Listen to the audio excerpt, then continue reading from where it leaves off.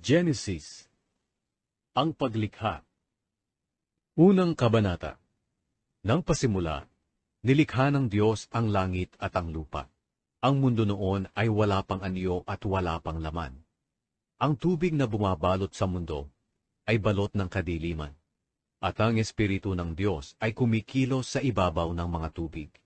Sinabi ng Diyos, magkaroon ng liwanag, at nagkaroon nga ng liwanag. Nasiyahan ng Diyos sa liwanag na nakita niya. Pagkatapos, inihiwalay niya ang liwanag sa kadiliman.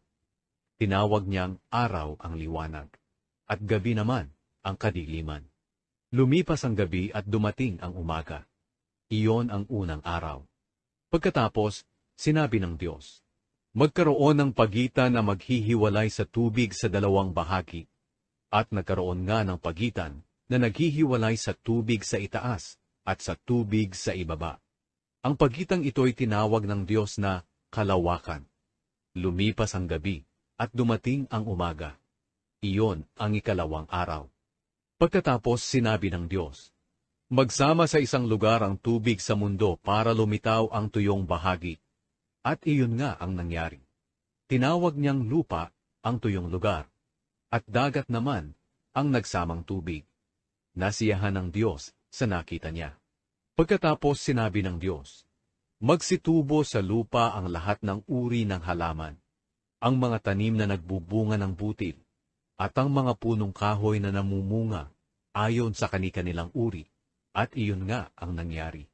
Tumubo sa lupa ang lahat ng uri ng halaman, ang mga tanim na nagbubunga ng butil, at ang mga punong kahoy na namumunga ayon sa kani-kanilang uri. Nasiyahan ng Diyos sa nakita niya. Lumipas ang gabi at dumating ang umaga. Iyon ang ikatlong araw. Pagkatapos sinabi ng Diyos, magkaroon ng mga ilaw sa kalangitan para ihiwalay ang araw sa gabi, at magsilbing palatandaan ng pagsisimula ng mga panahon, araw at taon. Magningning ang mga ito sa kalangitan para magbigay liwanag sa mundo. At iyon nga ang nangyari. Nilikha ng Diyos ang dalawang malaking ilaw. Ang pinakamalaki ay magliliwanag kung araw, at ang mas malaki ay magliliwanag kung gabi. Nilikha rin niya ang mga bituin. Inilagay ng Diyos ang mga ito sa kalangitan para magbigay liwanag sa mundo kung araw at gabi, at para ihiwalay ang liwanag sa dilim. At nasiyahan ng Diyos sa nakita niya. Lumipas ang gabi at dumating ang umaga. Iyon ang ikaapat na araw. Pagkatapos sinabi ng Diyos, magkaroon ng iba't ibang hayop sa tubig, at magsilipad ang iba't ibang hayop sa himpapawid. Kaya nilikha ng Diyos ang malalaking hayop sa dagat, at ang lahat ng uri ng hayop na nakatira sa tubig, at ang lahat ng uri ng hayop na lumilipad. Nasiyahan ng Diyos sa nakita niya, at binasbasan niya ang mga ito. Sinabi niya, magpakarami kayo, kayong mga hayop sa tubig, at mga hayop na lumilipad. Lumipas ang gabi, at dumating ang umaga. Iyon ang ikalimang araw.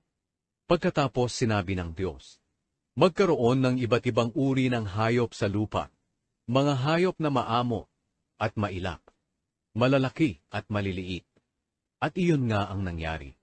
Nilikha ng Diyos ang lahat ng ito at nasiyahan siya sa nakita niya. Pagkatapos sinabi ng Diyos, likhain natin ang tao ayon sa ating wangis. Sila ang mamamahala sa lahat ng uri ng hayop, mga lumalangoy, lumilipad, lumalakad at gumagapang. Kaya nilikha ng Diyos ang tao, lalaki at babae, ayon sa wangis niya. Binasbasan niya sila at sinabi, magpakarami kayo para mangalat ang mga lahi ninyo at mamahala sa buong mundo, at pamahalaan ninyo ang lahat ng hayop. Pagkatapos sinabi ng Diyos, ibinibigay ko sa inyo ang mga tanim na namumunga ng butil, pati ang mga punong kahoy na namumunga para inyong kainin. At ibinibigay ko sa lahat ng hayop ang lahat ng luntiang halaman bilang pagkain nila. At iyon nga ang nangyari. Pinagmasdan ng Diyos ang lahat niyang nilikha, at lubos siyang nasiyahan. Lumipas ang gabi at dumating ang umaga. Iyon ang ika-anim na araw. Ikalawang kabanata. Natapos likhain ng Diyos ang kalangitan, ang mundo at ang lahat ng naroon. Natapos niya ito sa loob ng 6 na araw, at nagpahinga siya sa ikapitong araw. Binasbasan niya ang ikapitong araw, at itinuring na di pangkaraniwang araw. Dahil sa araw na ito, nagpahinga siya nang matapos niyang likhain ang lahat. Ito ang salaysay tungkol sa paglikha ng Diyos sa kalangitan at sa mundo. Si Adan at si Eva. Nang likhain ng Panginoong Diyos ang mundo at ang kalangitan, wala pang tanim sa mundo, at wala pang binhi ng anumang halaman ang nabubuhay. Dahil hindi pa siya nagpapaulan, at wala pang tao na mag-aalaga ng lupa. Pero kahit wala pang ulan, ang mga bukal sa mundo ang siyang bumabasa sa lupa. Nilikha ng Panginoong Diyos ang tao mula sa lupa. Hiningahan niya sa ilong ang tao ng hiningang nagbibigay buhay. Kaya ang tao ay naging buhay na nilalang. Pagkatapos, nilikha rin ng Panginoong Diyos ang isang halamanan sa Eden, sa bandang silangan, at doon niya pinatira ang tao na nilikha niya. At pinatubo ng Panginoong Diyos ang lahat ng uri ng puno na magagandang tingnan, at may masasarap na bunga. Sa gitna ng halamanan ay may puno na nagbibigay ng buhay, at may puno rin doon na nagbibigay ng kaalaman kung ano ang mabuti at masama. Sa Eden ay may ilog na dumadaloy na siyang nagbibigay ng tubig sa halamanan. Nagsanga-sanga ito sa 4 na ilog. Ang pangalan ng unang ilog ay Pisyon. Dumadaloy ito sa buong lupain ng Havila, kung saan mayroong ginto.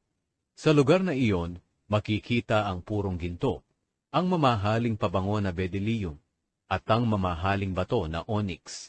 Ang pangalan ng ikalawang ilog ay Gihon. Dumadaloy ito sa buong lupain ng Cush. Ang pangalan ng ikatlong ilog ay Tigris. Dumadaloy ito sa silangan ng Assyria. At ang ika-4 na ilog ay ang Euphrates. Pinatira ng Panginoong Diyos sa halamanan ng Eden ang taong nilikha niya para mag-alaga nito. At sinabi niya sa tao, makakakain ka ng kahit anong bunga ng punong kahoy sa halamanan, maliban lang sa bunga ng punong kahoy na nagbibigay ng kaalaman kung ano ang mabuti at masama. Sapagkat sa oras na kainin mo ito, tiyak na mamamatay ka. Pagkatapos sinabi ng Panginoong Diyos, hindi mabuting mabuhay ang tao ng nag-iisa lang, kaya igagawa ko siya ng kasama na tutulong sa kanya at nararapat sa kanya. Nilikha ng Panginoong Diyos mula sa lupa ang lahat ng uri ng hayop na nakatira sa lupa, pati ang lahat ng uri ng hayop na lumilipad. Pagkatapos, dinala niya ang mga ito sa tao para tingnan kung ano ang ipapangalan nito sa kanila. At kung ano ang itatawag ng tao sa kanila, iyon ang magiging pangalan nila. Kaya pinangalanan ng tao ang mga hayop na nakatira sa lupa, pati ang mga hayop na lumilipad. Pero para kay Adan, wala kahit isa sa kanila ang nararapat na maging kasama niya na makakatulong sa kanya. Kaya pinatulog ng Panginoong Diyos ang tao ng mahimbing. At habang natutulog siya, kinuha ng Panginoong Diyos ang isa sa mga tadyang ng lalaki, at pinaghilom agad ang pinagkuhanan nito. Ang tadyang na kinuha ng Panginoong Diyos sa lalaki ay nilikha niyang babae, at dinala niya sa lalaki. Sinabi ng lalaki, narito na ang isang tulad ko, buto na kinuha sa aking mga buto, at laman na kinuha sa aking laman. Tatawagin siyang babae, dahil kinuha siya mula sa lalaki. Iyan ang dahilan na iiwan ng lalaki ang kanyang ama't ina, at makikipag-isa sa kanyang asawa, at silang dalawa ay magiging isa. Nang panahong iyon, kahit hubot-hubad silang dalawa, hindi sila nahihiya. Ang pagkakasala ng tao. Ikatlong kabanata. Sa lahat ng hayop na nilikha ng Panginoong Diyos, ang ahas ang pinakatusok. Minsan tinanong ng ahas ang babae, totoo bang pinagbabawalan kayo ng Diyos na kumain ng bunga ng alinmang puno sa halamanan? Sumagot ang babae, makakain namin ng kahit anong bunga ng puno rito sa halamanan. maliban lang sa bunga ng puno na nasa gitna ng halamanan. Sapagkat sinabi ng Diyos na hindi kami dapat kumain o humipo man lang ng bunga ng punong iyon. Kapag ginawa namin iyon, mamamatay kami. Pero sinabi ng ahas, hindi totoong mamamatay kayo. Sinabi iyan ng Diyos dahil alam niya na kapag kumain kayo ng bungang iyon, mabubuksan ang mga isip ninyo at magiging katulad niya kayo na nakakaalam kung ano ang mabuti at masama. Nang pinagmasdan ng babae ang puno, napakaganda nitong tingnan, at ang bunga ay parang masarap kainin. At dahil sa pagnanais niyang maging marunong, pumitas siya ng bunga at kumain ito. Binigyan din niya ang kanyang asawa na kasama niya, at kinain din ito. Pagkatapos nilang kumain, nalaman nila kung ano ang mabuti at ang masama, at napansin nila na hubad pala sila. Kaya pinagtagni-tagni nila ang mga dahon ng puno ng igos para ipantakip sa kanilang katawan. Pagdating ng hapon, narinig nila na lumalakad ang Panginoong Diyos sa halamanan. Kaya nagtago sila sa mga puno doon. Pero tinawag ng Panginoong Diyos ang lalaki. Nasaan ka? Sumagot ang lalaki. Narinig ko po kayo sa halamanan, kaya nagtago ako. Natatakot po ako dahil hubad ako. Nagtanong ang Panginoong Diyos, sino ang nagsabi sa iyo na hubad ka? Kumain ka ba ng bunga ng punong kahoy na sinabi ko sa iyo na huwag ninyong kakainin? Sumagot ang lalaki, ang babae po kasi na ibinigay niyo sa akin ay binigyan ako ng bunga ng punong kahoy na iyon at kinain ko. Tinanong ng Panginoong Diyos ang babae, bakit mo ginawa iyon? Sumagot ang babae, nilinlang po kasi ako ng ahas, kaya kumain po ako. Pinarusahan sila ng Diyos. Kaya sinabi ng Panginoong Diyos sa ahas, dahil sa ginawa mong ito, parurusahan kita. Sa lahat ng hayop, ikaw lang ang makakaranas ng sumpang ito. Sa buong buhay mo'y gagapang ka sa pamamagitan ng iyong tiyan, at ang bibig mo ay palaging makakakain ng alikabok. Ikaw at ang babae ay mag-aaway. Ang lahi mo at ang lahi niya ay mag-aaway din. Dudurugin niya ang ulo mo, at tutuklawin mo ang sakong niya. Sinabi rin niya sa babae, dahil sa ginawa mo, dadagdagan ko ang paghihirap mo sa pagbubuntis, at mararamdaman mo ang sobrang sakit sa iyong panganganak. Pero sa kabila niyan, hahangarin mo pa rin ang iyong asawa, at maghahari siya sa iyo. Sinabi rin niya sa lalaki, dahil naniwala ka sa asawa mo, at kumain ng bunga ng punong kahoy na ipinagbawal ko sa inyo. Susumpain ko ang lupa, kaya sa buong buhay mo ay magpapakahirap ka ng husto para makakain. Tutubo sa lupa ang mga damo at halamang may tinik. Ang kakainin mo'y manggagaling sa mga pananim sa bukid. Kinakailangang magpakahirap ka ng husto para makakain, hanggang sa bumalik ka sa lupa na iyong pinagmulan. Dahil sa lupa ka nagmula, sa lupa ka rin babalik. Pinangalanan ni Adan ang asawa niya na Eva, dahil siya ang magiging ina ng lahat ng tao. Pagkatapos, gumawa ang Panginoong Diyos ng damit mula sa balat ng hayop para kay Adan at sa asawa nito. Pinaalis ng Diyos sina Adan at Eva sa halamanan ng Eden. Sinabi ng Panginoong Diyos, ang tao ay naging katulad na natin, na nakakaalam kung ano ang mabuti at masama. Kinakailangang hindi siya pahintulutang kumain ng bunga ng punong kahoy na nagbibigay ng buhay. Dahil kung kakain siya, mananatili siyang buhay magpakailanman. Kaya pinaalis siya ng Panginoong Diyos sa halamanan ng Eden, para sakahin ang lupa na pinagmulan niya. Nang mapaalis na ng Panginoong Diyos ang tao, naglagay siya ng mga kerubin sa bandang silangan ng halamanan ng Eden. At naglagay din siya ng espada na naglalagablab at umiikot para walang makalapit sa puno na nagbibigay ng buhay.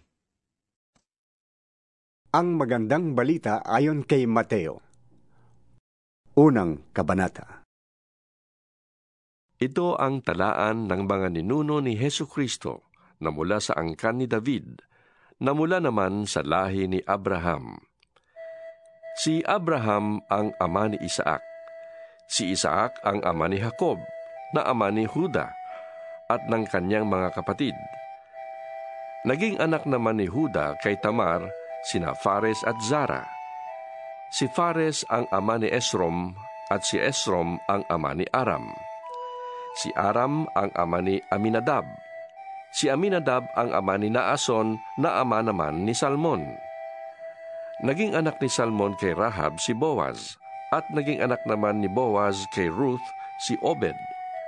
Si Obed ang ama ni Jesse, na ama ni Haring David. Naging anak ni David si Solomon, sa dating asawa ni Urias. Si Solomon naman ang ama ni Roboam. Si Roboam ang ama ni Abias, at si Abias ang ama ni Asa.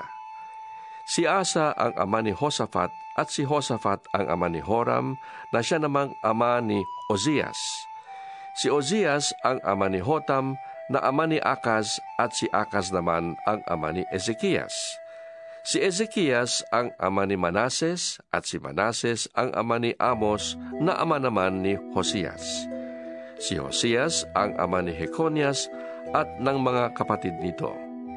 Nang panahong iyon, dinalang bihag sa Babylonia ang mga taga-Huda. Pagkatapos na sila'y daling bihag sa Babylonia, naging anak ni Jeconias si Salatiel, na ama ni Zorobabel. Si Zorobabel ang ama ni Abiud, na ama ni Eliakim, at si Eliakim naman ang ama ni Azor. Si Azor ang ama ni Sadok, na ama ni Akim, at si Akim naman ang ama ni Eliud. Si Eliud ang ama ni Eleazar, si Eleazar ang ama ni Matan, na ama ni Jacob. Si Jacob ang ama ni Jose, na naging asawa ni Maria. Si Maria naman ang ina ni Jesus, na tinatawag na Kristo. Sa makatwid, may 14 na salinlahi mula kay Abraham hanggang kay David. 14 mula kay David hanggang sa pagkabihag ng mga taga-Huda sa Babylonia, at 14 din mula sa pagkabihag nila sa Babylonia hanggang kay Kristo. Ganito ang kapanganakan ni Jesucristo. Si Maria na kanyang ina at si Jose ay nakatakda ng pakasal. Ngunit bago sila nakasal, si Maria ay nagdadalang tao na. Ito'y nangyari sa pamamagitan ng Espiritu Santo. Palibhasa'y taong matuwid si Jose na kanyang mapapangasawa, at dahil ayaw niyang malagay sa kahihiyan si Maria, binalak niyang hiwalayan ito ng palihim. Subalit, habang pinag-iisipan ito ni Jose, nagpakita sa kanya sa panaginip ang isang anghel ng Panginoon. Sinabi nito sa kanya, Jose, anak ni David, huwag kang matakot na pakasalan si Maria, sapagat ang sanggol na ipinaglihi niya ay mula sa Espiritu Santo. Magsisilang siya ng isang lalaki. Jesus ang ipapangalan mo sa kanya, sapagkat ililigtas niya ang kanyang bayan sa kanilang mga kasalanan. Nangyari ang lahat ng ito upang matupad ang sinabi ng Panginoon sa pamamagitan ng propeta. Maglilihi ang isang birhen at magsisilang ng isang lalaki at tatawagin itong Emmanuel, na ang kahulugan ay kasama natin ang Diyos. Pagkagising ni Jose, sinunod niya ang utos ng anghel ng Panginoon at pinakasalan nga niya si Maria. Ngunit hindi sinipingan ni Jose si Maria hanggang nagsilang siya ng isang anak na lalaki. Jesus ang ipinangalan ni Jose sa sanggol.